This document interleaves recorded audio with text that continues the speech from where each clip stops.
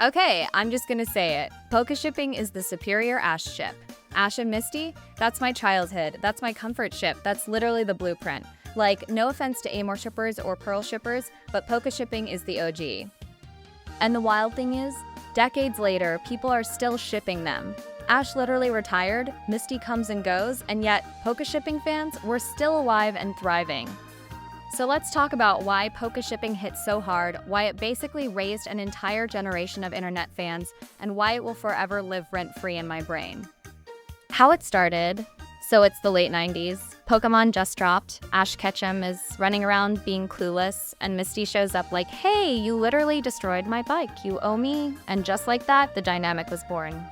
From day one, Misty wasn't just the girl character, she was feisty, sassy, and not afraid to call Ash out on his nonsense.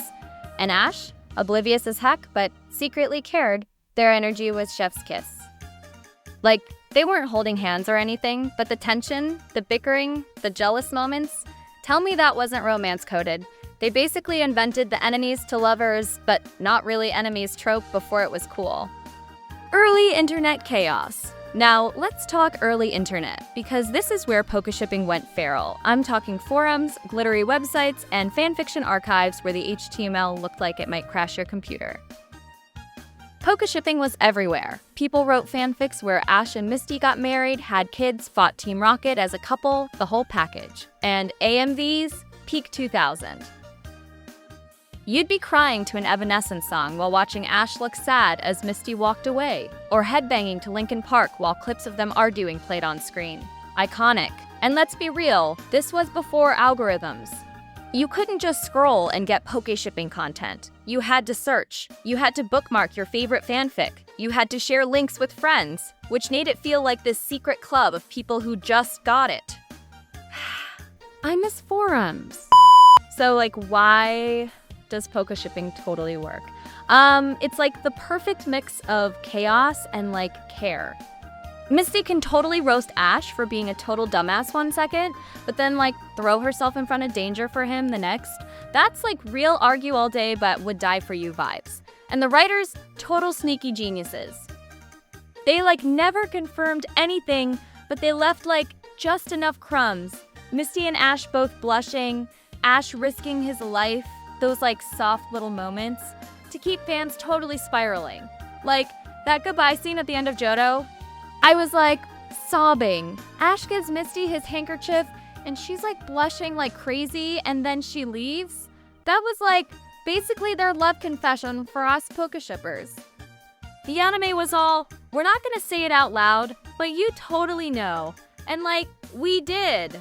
And Ash met new girls, didn't he? Dawn, Iris, Serena. And every single time, bam, a new ship sailed. Her shipping, Negai shipping, Amor shipping. Serena even got the kiss scene, which...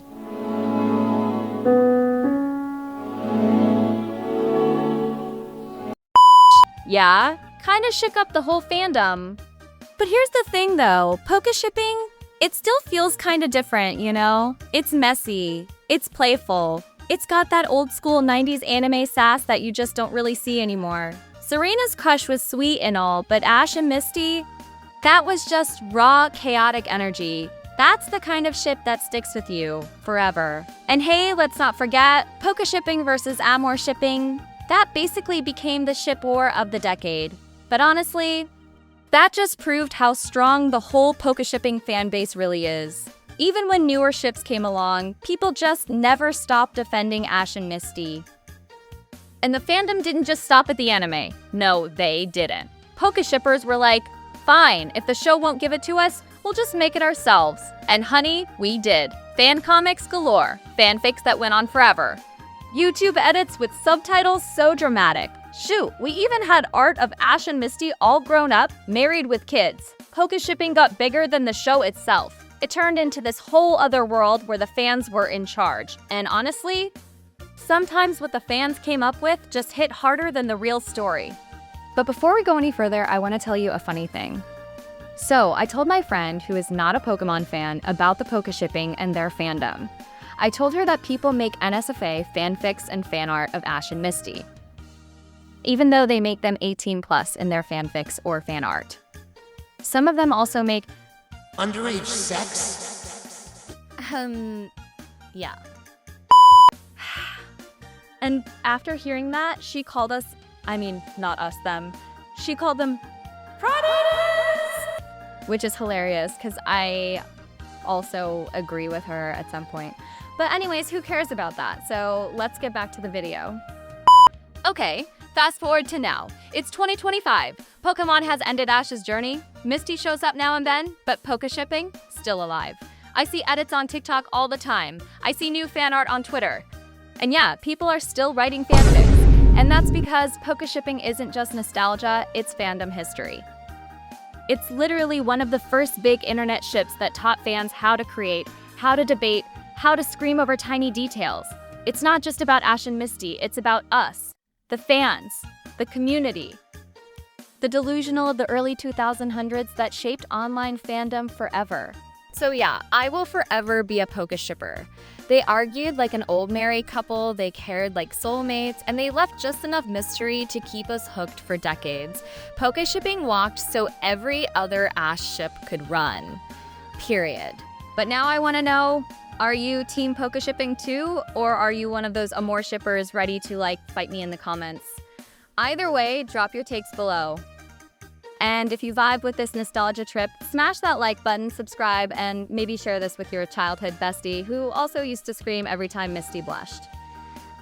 Alright, peace out, and remember, once a Pokéshipper, always a Pokéshipper.